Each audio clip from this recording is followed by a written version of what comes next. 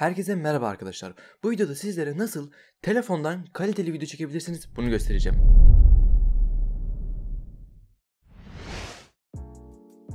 Bu arada videoya geçmeden önce aşağıdan kanalıma abone olup videoma like atarsanız beni çok mutlu etmiş olursunuz. Hadi videoya geçelim şimdi. Evet arkadaşlar, şu anda beni telefonumun kamerasından görüyorsunuz.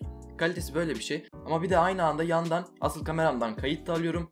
İkisini de birleştireceğim, yani ikisini de görün diye. Ama zaten bildiğiniz gibi 2020'de artık bütün telefonlar 1080p video çekiyor. Hatta 4K çekenler bile var ama bize gerek yok. 1080p yeterlidir bence. Yani YouTube'a başlamak için illa bir kamera almanız gerekmiyor. Telefonla da gayet görebildiğiniz gibi güzel bir kayıt alabiliyorum. Bu arada telefondan kayıt alacağınız zaman mutlaka telefonunuzu yan tutmaya dikkat edin. Çünkü dikey tuttuğunuzda videonuzu düzenlerken veya YouTube'a yüklediğinizde sağda ve solda siyah çubuklar olduğunu göreceksiniz. O yüzden yatay çekmeye dikkat edin ve telefonunuzun hep arka kamerasını kullanın. Çünkü arka kamerası bütün telefonlarda hep daha yüksek megapiksele sahiptir ve daha kaliteli videolar çekeceksinizdir. Çözünürlüğü daha iyidir arka kameraların. O yüzden ön kamerayı kullanmayın. Biliyorum arka kamerayı kullandığınızda kendinizi göremeyeceksiniz ama onu videoya geçmeden önce ayarlayabilirsiniz, yani kontrol edebilirsiniz.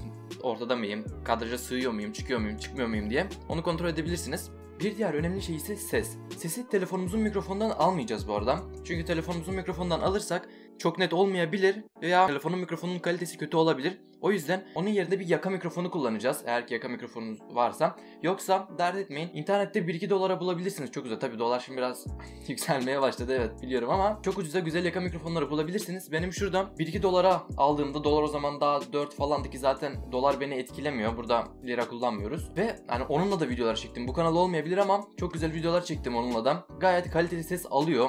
1-2 dolar olmasına rağmen, yani 10 liraya bir yaka mikrofonu gibi bir şey düşünün. Gayet de güzel ses alıyor. Ama onun yerine eğer ki bilgisayarınız varsa ve bir profesyonel mikrofonunuz varsa kaydı mikrofonunuzdan alabilirsiniz, bilgisayarınızdan alabilirsiniz. Yani şu an benim yaptığım gibi mesela böyle mikrofonum standımda böyle çektim buraya. Tabii siz şu an görmüyorsunuz ya da görüyorsunuz, bilmiyorum, şurada biraz görüyor ama orayı kırpar mıyım kırpmaz mıyım bilmiyorum. Dediğim gibi telefonun mikrofonunu kullanmayacağız, onun yerine bir yaka mikrofonu alabilirsiniz veya bir bilgisayarınız varsa ve bir mikrofonunuz varsa ondan kayıt alabilirsiniz. Üçüncü önemli şey ise tripod. Tripod herkesin alabileceğini düşündüğüm bir şey. Gayet ucuz bir şey. Yani 20-25 liraya falan da bulabilirsiniz. Tripod önemli çünkü eğer ki tripodunuz yoksa kamerayı bir yere sabitlemeniz zor olabilir ve bazen zor durumlarda kalabilirsiniz. Ben şu anda bir tripod kullanıyorum böyle telefonumu sabitlemek için. Ve tripod olmasaydı şu an telefonu bir yere koyamayacaktım. Yani koymaya bir yer bulamayacaktım. Ki ikinci tripodum olmadığı için böyle bir zor durumda kaldım ve kameramın tripodu olarak gitarımın kargo kutusunu koydum ve onun üstüne birkaç kitap ekledim ki istediğim boya gelsin diye. Hani o bile olmasaydı çok zor durumda kalmış olurdum. Yani tripod hem ucuz hem de önemli bir şey. O yüzden tripod alın. Yani sonra zor durumda kalmayın. Dördüncü en önemli şey ise ışık. Arkadaşlar ışığa çok önem verin çünkü yani ışık bayağı önemli. Kameranızın veya telefonunuzun kalitesi ne kadar da iyi olsa ışık olmadığı sürece güzel bir görüntü alamazsınız. Şu an ben odamın bütün camlarını açtım ve güneş ışığıyla video çekiyorum. Benim öyle bir avantajım var. Odamın ön kısmı bütün cam olduğu için onları açabiliyorum ve bayağı güneş ışığı alıyor içeri ve yani ayrı bir ışığa ihtiyaç duymuyorum. Eğer kesin odanız ışık görmüyorsa veya yeterli ışık almıyorsa onun yerine oda lambanızı da kullanabilirsiniz. Ama yani oda lambası genellikle yerinden dolayı şu an arkamda mesela kalırdı ve onu açsaydım ve sadece onun ışığını kullansaydım güzel bir görüntü alamazdım. Onun yerine bir softbox alabilirsiniz. Yani ışıkları bayağı güçlü oluyor ve yani bir tane bile bayağı yeterli olacaktır. Ama ben softbox kullanmıyorum ve ihtiyaç da duymuyorum. Ki yani softbox çok büyük diyorsanız, yani odama sığmaz diyorsunuz veya o kadar para vermek istemiyorsanız, o kadar profesyonel bir şey istemiyorsanız oda lambası da yetecektir.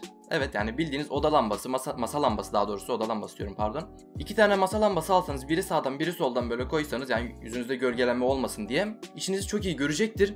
Ve sizi bayağı bir yere kadar götürecektir. Ben masa lambasıyla video çektim mi? Sade masa lambasıyla çekmedim. Yani oda ışığıyla masa lambasını birleştirip de çektiğim videolar var.